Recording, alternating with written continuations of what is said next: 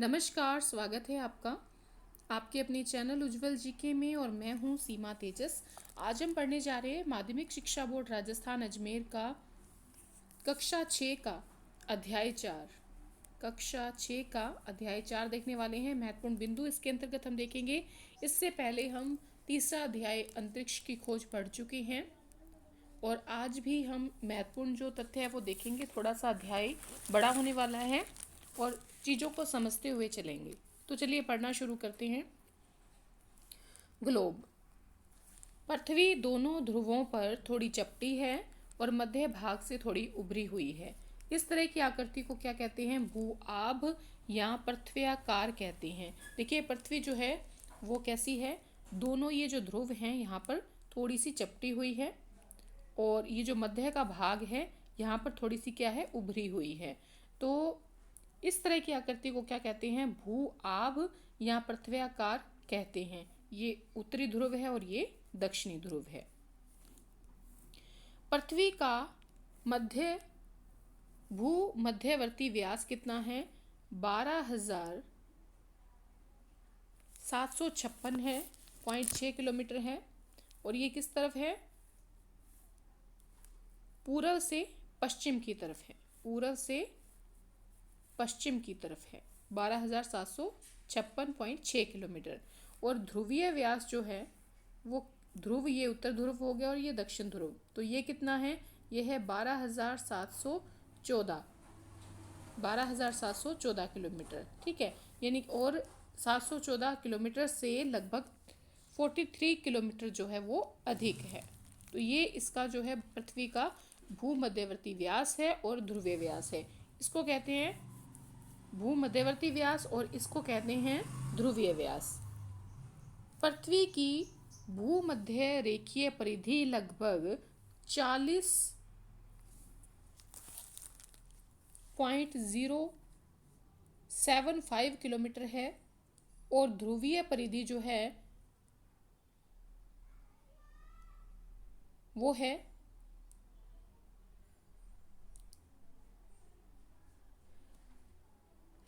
यहाँ पर देखिए पॉइंट नहीं आएगा, 40,075 किलोमीटर है और जो ध्रुवीय परिधि है वो 40,008 किलोमीटर है। ठीक है, यानी आप ये मान सकते हैं कि ये वाला जो व्यास है, ये जो परिधि है, ये कौन सी हो गई? भूमध्य रेखीय परिधि। और जो ये ध्रुवीय परिधि है ये वाली हो जाएगी। ठीक है, तो ये पूरा जो पृथ्वी का पूर्व से पश्चिम से लेकर पूर्व तक का जो पूरी परिधि है ये कितनी है? 40,075 किलोमीटर है।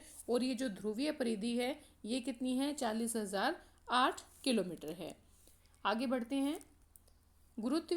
गुरुत्वाकर्षण ध्रुवों के पास कम होता है। ये जो ध्रुव हैं, उत्तरी ध्रुव और ये जो दक्षिणी ध्रुव है, इन दोनों जगह पर क्या है? गुरुत्वाकर्षण जो है ध्रुवों के पास कम होता है, जबकि ये जो विषुवत रेखा है, विषुवत रेखा 0 डिग्री यहाँ पर अधिक होता है। पृथ्वी का अपने अक्ष पर लट्टू की तरह घूमने का जो कारण है, वो लगने वाला जो बल है वो क्या है? केंद्र प्रसारक बल कहलाता है।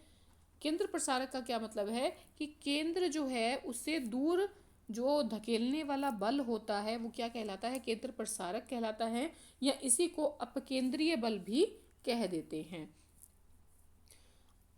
द्वारा पृथ्वी मध्य भाग से उभार लिए हुए तथा ध्रुवों पर चपटी है। इसका कारण क्या है चपने होने का और उभार लिए होने का पृथ्वी का? कि पृथ्वी का जो है वो अपने अक्ष पर, मैंने बताया था ना, इस प्रकार से अपने अक्ष पर घूर्णन करती है।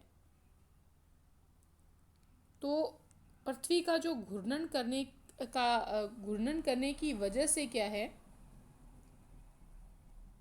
जो बल लगता है, कौन सा? केंद्र प्रसारक, यानी कि केंद्र से दूर धकेलने वाला बल, उसके द्वारा पृथ्वी जो है मध्य भाग से क्या है? उभार लिए हुए है।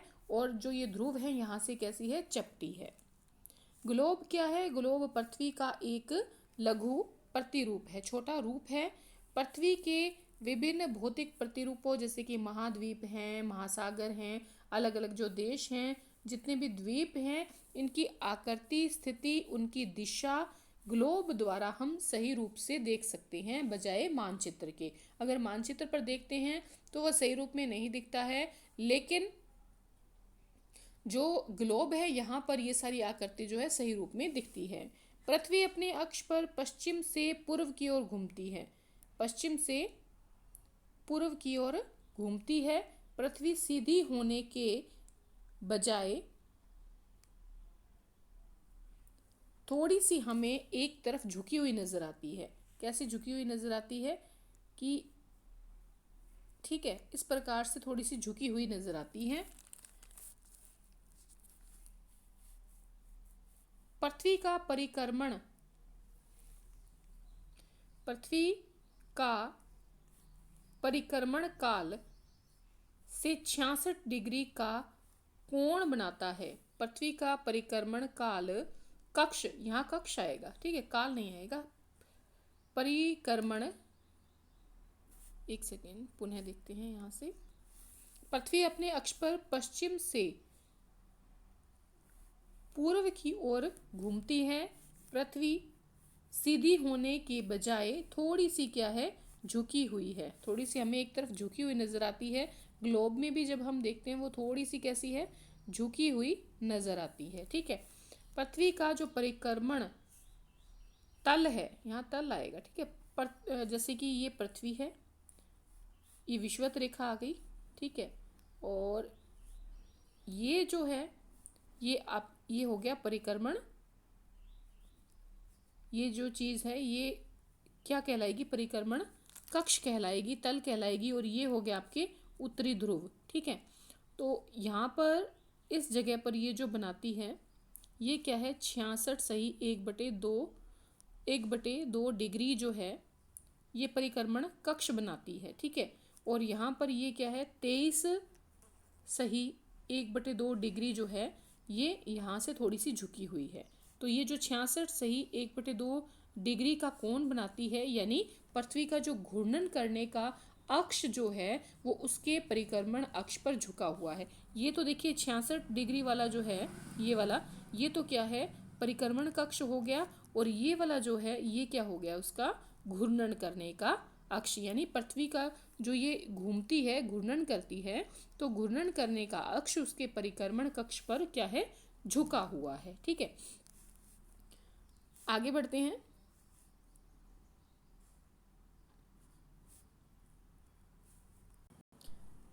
आगे देखिए, पृथ्वी पर भूगोलवेत्ता द्वारा काल्पनिक रूप से पूर्व से पश्चिम लेटी हुई रेखा जो पृथ्वी को 2 भागों में बांटती है, भूमध्य रेखा या फिर क्या कहलाती है, विषुवत रेखा कहलाती है। क्या कहलाती है, भूमध्य रेखा कहलाती है, जो 2 भागों में बांटती है, उत्तरी ध्रुव को और दक्षिणी ध्रुव को। ठीक है, भूमध्य रेखा से उत्तर या दक्षिण की तरफ स्थिति किसी भी स्थान की कोणीय स्थिति ही अक्षांश होती है।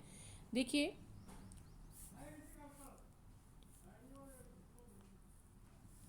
वापस से देखिए, भूमध्य रेखा से उत्तर की तरफ, यानी कि जैसे अगर ये पृथ्वी मान ले तो ये भूमध्य रेखा होगी 0 डिग्री पर, तो भूमध्य रेखा से उत्तर की तरफ जो रेखाएं ऐसे जाती हैं, ठीक है, और दक्षिण की तरफ इस तरह की जो रेखाएं जाती है, ये इनकी जो ये कोणीय स्थिति होती है ये क्या कहलाती हैं, ये अक्षांश कहलाती हैं। कोणीय स्थिति इनकी क्या कहलाती है, अक्षांश कहलाती है।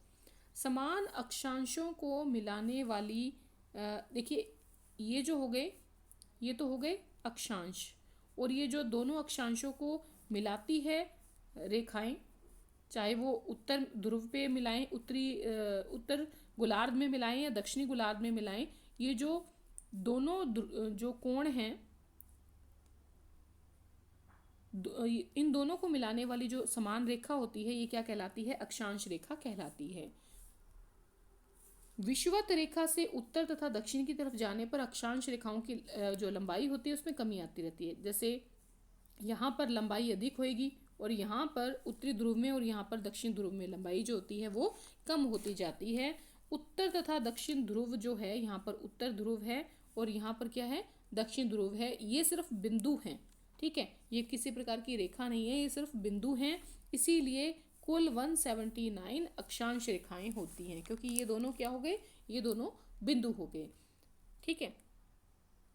उत्तर दक्षिण में विभाजन की दृष्टि से टोटल 180 अक्षांश होते हैं।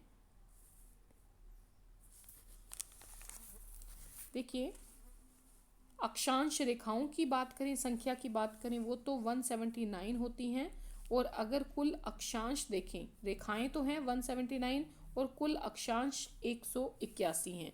उत्तर और दक्षिण ध्रुव बिंदु हैं। दक्षिण अक्षांश हो गए 90 डिग्री और जो आपके उत्तरी अक्षांश है वो हो गए 90 डिग्री। तो टोटल कितने हो गए आपके 180। ठीक है, इसको अपने थोड़ा सा और समझेंगे। ठीक है, देखिए 90 डिग्री उत्तर की तरफ, 90 डिग्री हो गया आपके दक्षिण की तरफ। एक हो गया आपके 0 डिग्री अक्षांश, कौन सा? भूमध्य रेखा विषुवत रेखा वाला। ठीक है, तो टोटल कितने बन गए? 90 और 90 हो गए 180 और एक 181। तो देखिए, अगर हम अक्षांश रेखाओं की बात करें तो वो 179 है और अगर हम कुल अक्षांश देखें तो 181 है। ये प्रश्न आया भी हुआ है, तो कई लोग क्या करते हैं 180 ही उत्तर लगा जाते हैं, तो 180 नहीं है। अगर आपसे अक्षांश रेखाएं पूछेंगे तो 179 आएगा और टोटल अक्षांश पूछेंगे तो 181 आएंगे। वो भी आपको समझ में आ जाएगा आगे जाकर कि 181 जो है, क्योंकि देखिए 180 जो है ना, 180 डिग्री जहाँ पर कोण बनता है वो सिर्फ एक है, दोनों तरफ नहीं है, सिर्फ एक है।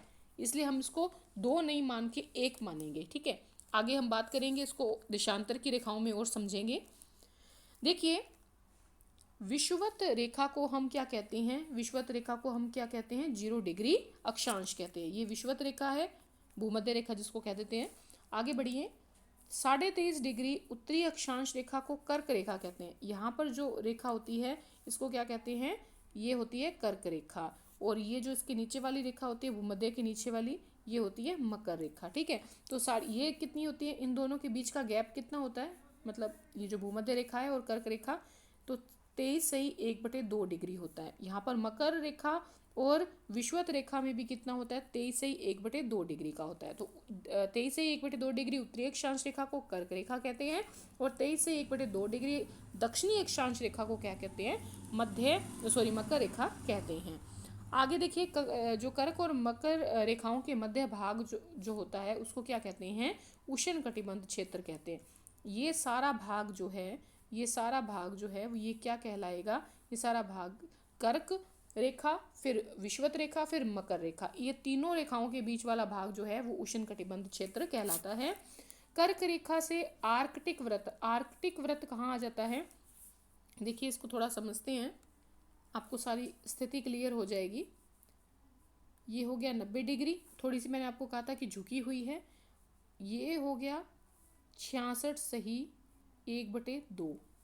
यहाँ पर होगी आपके 23 सही 1/2। फिर यहाँ पर आ गया आपके 0 डिग्री। यहाँ पर क्या आ गई? 23 सही 1/2 डिग्री। उसके बाद वापस से यहाँ पर क्या आ गया? 66 सही 1/2 डिग्री। ठीक है, ये तो हो गई आपके 0 डिग्री भूमध्य रेखा हो गई। फिर ये क्या हो गई? ये हो गई कर्क रेखा, ये हो गई मकर रेखा। ठीक है, तो देखिए क्या लिख रहा है कि कर्क रेखा से आर्कटिक व्रत किसको मानते हैं? 66 सही 1/2 डिग्री को मानते हैं। तो क्या कह रहा है? कर्क रेखा से आर्कटिक व्रत, ये वाला क्षेत्र, ये सारा क्षेत्र। ठीक है, आर्कटिक व्रत के मध्य स्थित जो भूभाग है, इस भूभाग को क्या कहते हैं? इस भूभाग को कहते हैं उत्तरी शीतोष्ण कटिबंध। और ये जो नीचे वाला भूभाग है, मकर रेखा कहाँ है? ये रही मकर रेखा। मकर रेखा से लेकर ये जो भाग है, ये क्या कहलाता है? ये भाग कहलाता है दक्षिण शीतोष्ण कटिबंध। मतलब मकर रेखा से लेकर जो अंटार्कटिक व्रत है, यानी कि 66.5 डिग्री दक्षिण की तरफ जाएंगे, वो तो दक्षिण शीतोष्ण कटिबंध बन जाता है। जब ऊपर की ओर जाएंगे कर्क रेखा से लेकर 66.5 डिग्री तो उत्तर की तरफ, तो वो उत्तर शीतोष्ण कटिबंध बन जाता है। ठीक है, आगे बढ़ते हैं। आर्कटिक व्रत से उत्तरी ध्रुव तक अब हमने ये जो बात की थी, यहाँ पर 90 डिग्री आ गया, यहाँ पर 66 सही 1/2 डिग्री।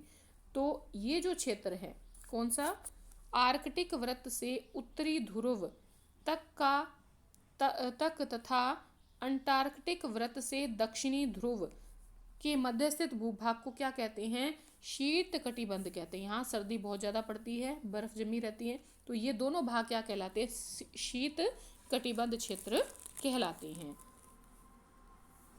आगे बढ़ते हैं। पृथ्वी पर उत्तरी ध्रुव से दक्षिणी ध्रुव तक जो लंबवत खड़ी रेखाएं होती हैं वो क्या कहलाती है, उसे 0 डिग्री देशांतर रेखा कहा जाता है। पृथ्वी पर उत्तर ध्रुव से, ये उत्तर ध्रुव है, सॉरी, ये है दक्षिण ध्रुव, ठीक है, जो ये लंबवत रेखा होती है जिसे मध्य भाग में खींची जाती है, ये जो है ये वाली, ये क्या कहलाएगी, ये 0 डिग्री देशांतर कहलाएगी, ठीक है।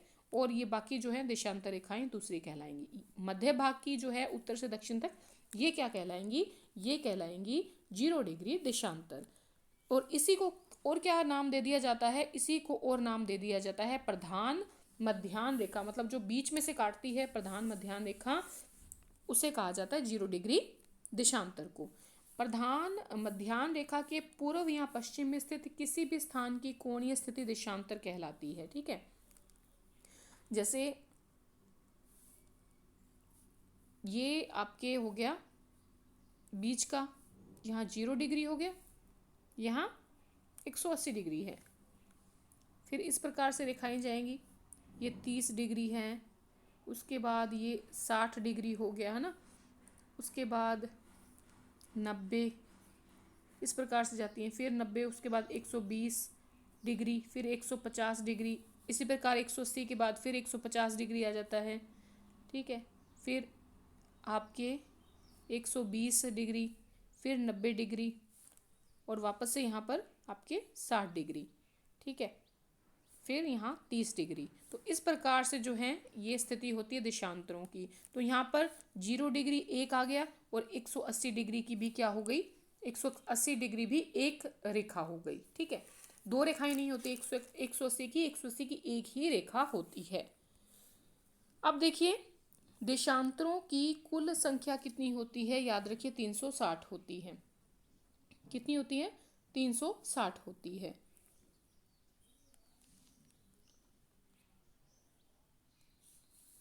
समान देशांतरों को मिलाने वाली रेखा देशांतर रेखा कहलाती है। जो समान देशांतर होते हैं, जो कोण होते हैं, इनको मिलाने वाली रेखा जो होती है वो क्या कहलाती है, वो कहलाती है आपके, आगे देखते हैं। देशांतरों की कुल संख्या 360 होती है। समान देशांतरों को मिलाने वाली रेखा क्या कहलाती है, देशांतर रेखा कहलाती है। ये खड़ी रेखाएं भी होती हैं, ठीक है। ये रेखाएं उत्तरी ध्रुव से दक्षिणी ध्रुव तक खींची जाती हैं।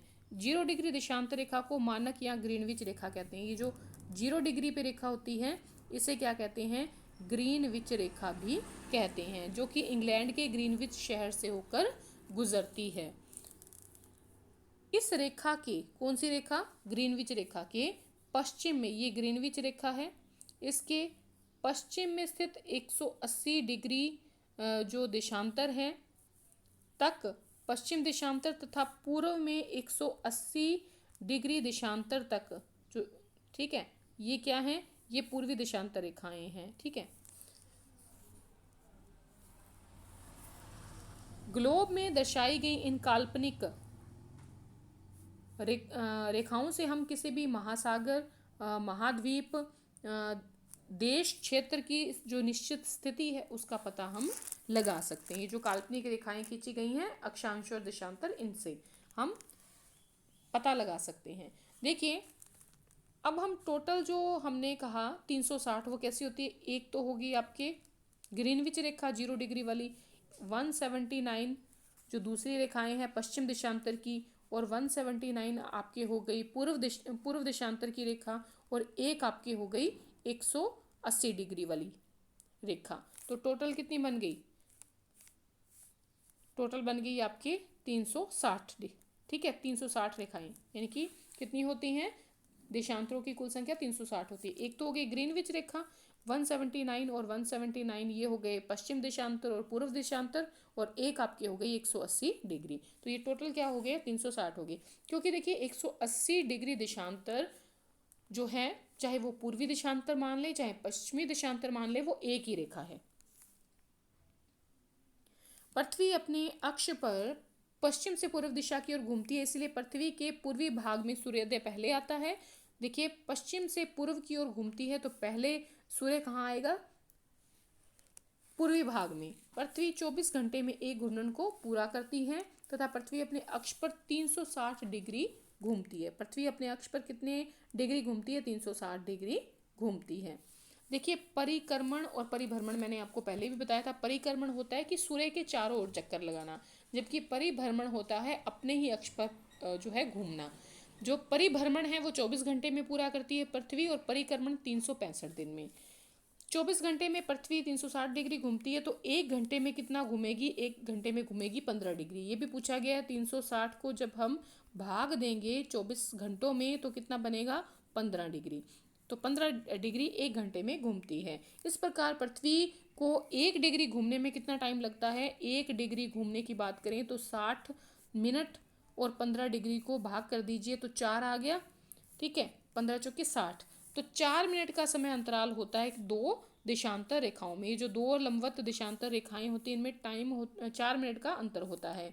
जब हम किसी स्थान से 1 डिग्री पूर्व की तरफ जाते हैं, ये 1 डिग्री अगर मान लिया जाए तो उस जगह 4 मिनट प्लस कर दिए जाते हैं। ठीक है, अगर दूसरे देशांतर पर फिर और जाएंगे, अगर मान लीजिए 3 देशांतर है तो 4 + 4 + 4, तो 4 4 8 4 12 मिनट समय और लग जाएगा। ठीक है, जब हम यही चीज़ हम अगर उल्टी करें यानी कि पश्चिम की तरफ जाएं तो -4 हो जाएगा। अगर 1 डिग्री और जाएं तो फिर यहाँ पर -4 और हो जाएगा। ठीक है, तो उस जगह क्या होता है, उस जगह 4 मिनट घटा दिए जाते हैं। उदाहरण के लिए हम मान लें कि 0 डिग्री देशांतर रेखा पर, ये 0 डिग्री देशांतर रेखा है, वहाँ का स्थानीय मान मतलब सुबह के 8 बजे हैं, और इस स्थान से हम पूर्व दिशा की तरफ जा रहे हैं, पूर्वी देशांतर की तरफ बढ़ रहे हैं 1 डिग्री, तो टाइम क्या हो जाएगा, 8:04।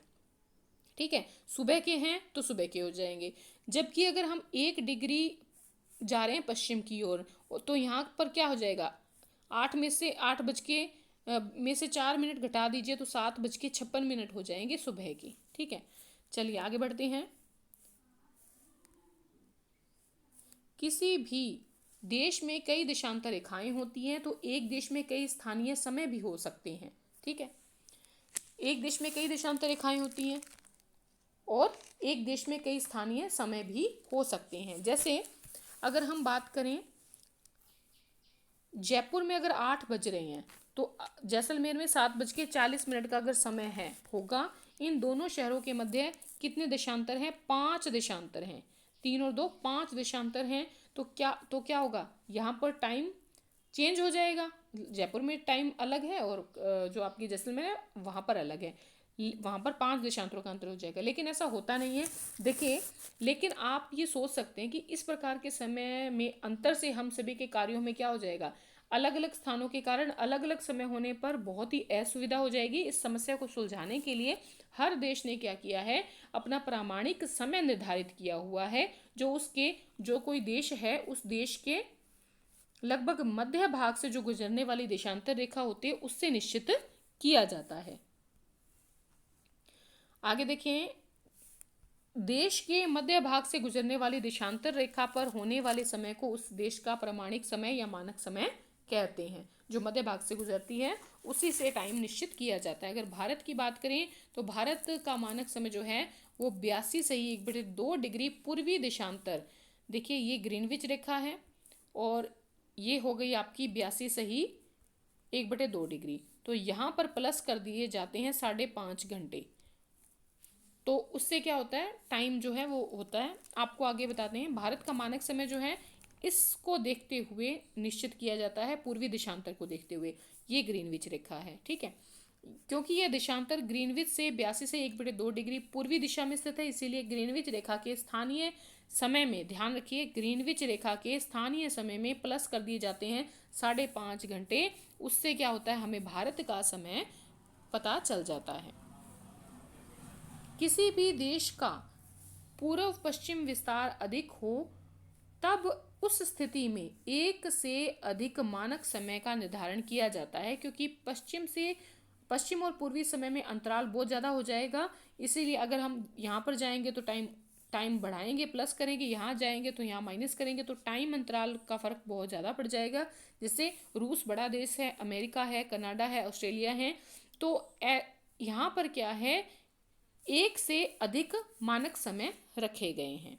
अब बात करते हैं अंतर्राष्ट्रीय तिथि रेखा की। अंतर्राष्ट्रीय तिथि रेखा की बात करें तो 180 डिग्री पूर्वी देशांतर तथा 180 डिग्री पश्चिम देशांतर की एक ही रेखा होती है। हम पहले बात कर चुके हैं कि एक ही रेखा होती है, 180 डिग्री पूर्वी देशांतर मान ले या पश्चिमी देशांतर मान ले, तो उसे हम क्या कहते हैं, उसे नाम दिया गया है अंतर्राष्ट्रीय तिथि रेखा का। ठीक है, और यहीं से नई तिथि की शुरुआत भी मानी जाती है। देखिए थोड़ा सा अध्याय आपको एक दो बार रिवीजन कर लेंगे तो बहुत बढ़िया तरीके से समझ आ जाएगा। 0 डिग्री से 180 डिग्री पूर्वी देशांतर के बीच का समय आगे होता है, और 0 डिग्री से 180 डिग्री पश्चिम की तरफ जाएं तो इसके बीच का समय पीछे रहता है। ठीक है, अंतर्राष्ट्रीय तिथि रेखा को पूर्व से पश्चिम की ओर पार करने में एक दिन कम हो जाता है। अब देखिए, अंतर्राष्ट्रीय तिथि रेखा को पूर्व से, अगर ये जो पूर्व है यहाँ से अगर पश्चिम को पार करेंगे तो एक दिन कम कर दिया जाता है, और पश्चिम से पूर्व की ओर पार करेंगे तो एक दिन जोड़ दिया जाता है। ठीक है, पृथ्वी की गतियों की बात करें, दो प्रकार की गतियां होती हैं। एक होती है दैनिक गति, जिसे क्या कहा जाता है, घूर्णन गति भी कहा जाता है, और जो एक होती है वार्षिक गति, जिसे कि परिक्रमण, पहले भी बात किया है कि परिक्रमण गति कहते हैं वार्षिक गति को, घूर्णन गति या परिभ्रमण गति कहते हैं दैनिक गति को। पृथ्वी अपने अक्ष पर 24 घंटे में एक चक्कर पूरा करती है, इसीलिए एक दिन में 24 घंटे होते हैं, जिसे सौर दिवस भी कहा जाता है। पृथ्वी के अपने अक्ष पर घूर्णन करने से दिन रात, घंटे, मिनट तथा सेकंड को विभाजित किया जा सकता है। साथ ही पृथ्वी की जो भौतिक और जैविक क्रियाएं हैं घूर्णन से अत्यधिक जो है प्रभावित होती हैं। पृथ्वी के गोल होने के कारण सिर्फ आधे भाग पर ही क्या है, सूर्य का प्रकाश पड़ता है। जैसे ये मान लीजिए सूर्य है, ये क्या है, सूर्य है, और ये पृथ्वी है, तो पृथ्वी का जो आधा भाग है यहाँ पर क्या रहेगा, सूर्य का प्रकाश रहेगा तो दिन रहेगा, और इधर का जो एरिया होगा वहाँ पर प्रकाश न होने की वजह से रात रहेगी। ठीक है, और ठीक है, इसको प्रकाश व्रत कह दिया जाता है। आगे बढ़ते हैं। पृथ्वी के गोल होने पर आधे भाग में सूर्य का प्रकाश पड़ता है, जहाँ प्रकाश पड़ता है वहाँ दिन, और जहाँ नहीं पड़ता वहाँ रात होती है। एक सेकेंड, तो देखिए, ग्लोब पर वह व्रत जो दिन और रात को विभाजित करता है उसे प्रदीप्त या प्रकाश व्रत कहा जाता है। इसको क्या कहा जाता है, इसको कहा जाता है प्रदीप्त या प्रकाश व्रत कहा जाता है। पृथ्वी सूर्य के चारों ओर घूमती है, उसी पथ को कक्ष कहा जाता है। पृथ्वी क्या है, सूर्य के चारों ओर घूमती है, उसी पथ को क्या कहा जाता है, कक्ष कहा जाता है। सूर्य के चारों ओर एक स्थिर कक्ष में पृथ्वी की गति को ही परिक्रमण कहते हैं। सूर्य के चारों ओर जब वो घूमता है तो उसे परिक्रमण कहते हैं। पृथ्वी 365 दिन और 6 घंटे में एक परिक्रमा पूरी करती है, इसी कारण एक वर्ष में 365 दिन होते हैं। शेष बचे हुए जो 6 घंटे होते हैं वो 4 वर्षों में मिला के 24 घंटे बनते हैं, जिससे एक दिन बनता है। इसलिए हर चौथे साल जो है एक दिन फरवरी के महीने में जोड़ दिया जाता है, इसी कारण उस वर्ष को लीप ईयर भी कहा जाता है, और 28 दिनों की बजाय वो महीना फरवरी का 29 दिनों का हो जाता है। जैसे कि 2012 का जो वर्ष था वो एक लीप वर्ष था। अब ऋतुओं की बात करेंगे। ऋतुएं जो हैं वो भी किस लिए बनती हैं, पृथ्वी जो है अपने अक्ष पर, मैंने पहले ही कहा था कि 23 सही 1/2 डिग्री जो है झुकी हुई है। इस झुकी हुई स्थिति में यह सूर्य के चारों ओर अपनी कक्षा में ऐसे ही झुके हुई ही परिक्रमा करती है। उत्तर और दक्षिणी गोलार्ध में ऋतुओं का एक चक्र पृथ्वी द्वारा की गई सूर्य की परिक्रमा पर निर्भर करता है। उत्तरी गोलार्ध और ये जो दक्षिणी गोलार्ध है, ऋतुओं का जो ये चक्र होता है, इस झुकी हुई इस पृथ्वी द्वारा जो ये परिक्रमा की जाती है उस पर ही निर्भर करता है। पृथ्वी पर एक वर्ष में मार्च माह से सितंबर माह, एक वर्ष में अगर मार्च माह से सितंबर माह की बात करें तो जो सूर्य की किरणें होती हैं वो उत्तरी उष्णकटिबंधीय क्षेत्र यानी कि विषुवत रेखा और कर्क रेखा, ये जो कर्क रेखा और जो विषुवत रेखा है, इसके मध्य गिरती हैं। कौन से महीने में? मार्च और सितंबर के महीने में।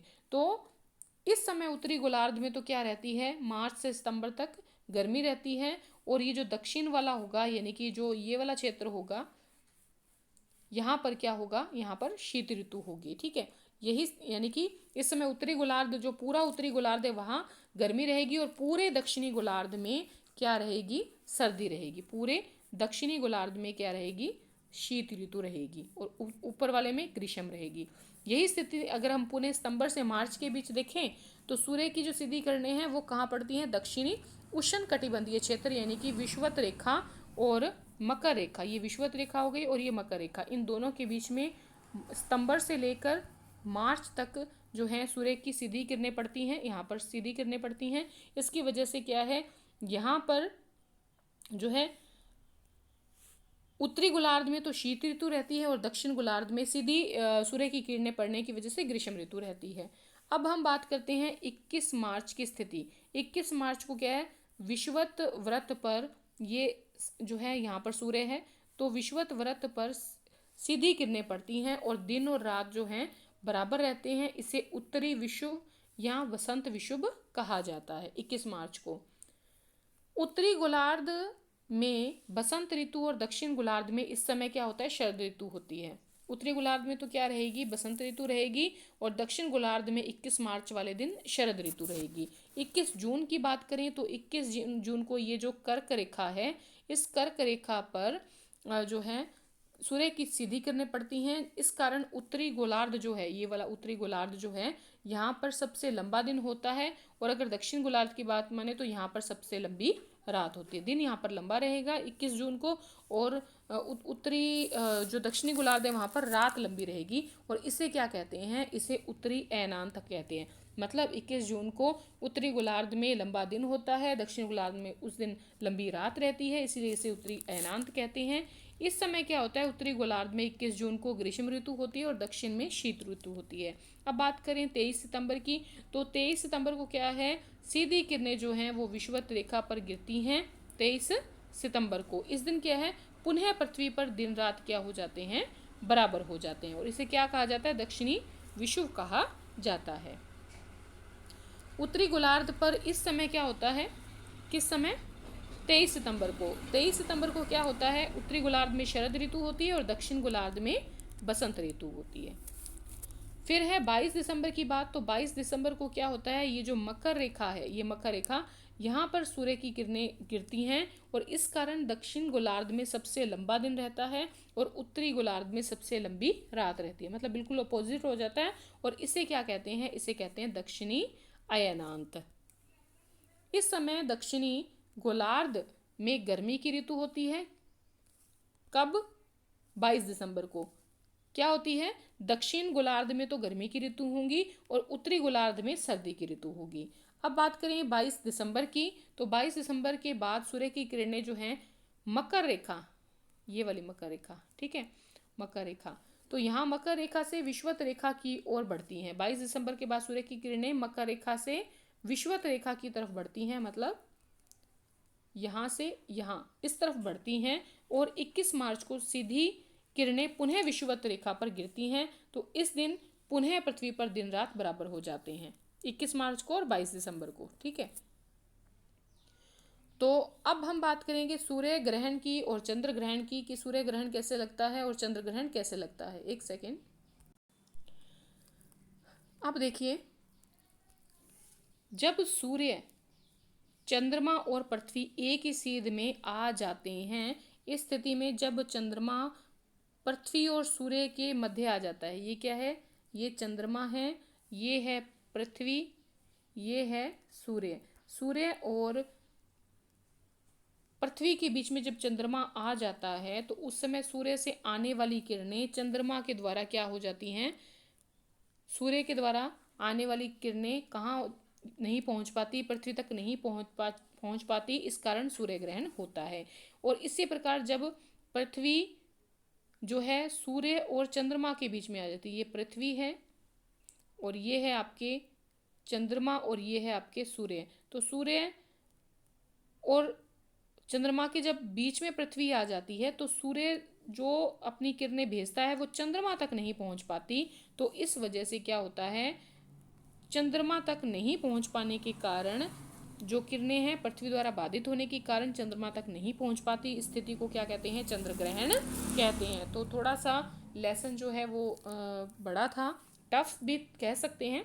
तो अगर आपको वीडियो पसंद आई है प्लीज़ लाइक कमेंट ज़रूर करें, और एक दो बार इसको वापस से देख ले, पढ़ लें, जिससे कि आपको जो सारी चीज़ें हैं बिल्कुल स्पष्ट हो जाएं। अगर आपको वीडियो समझ में आई है, अच्छी लगी है, तो प्लीज़ अपने अधिक से अधिक मित्रों में शेयर करें। धन्यवाद।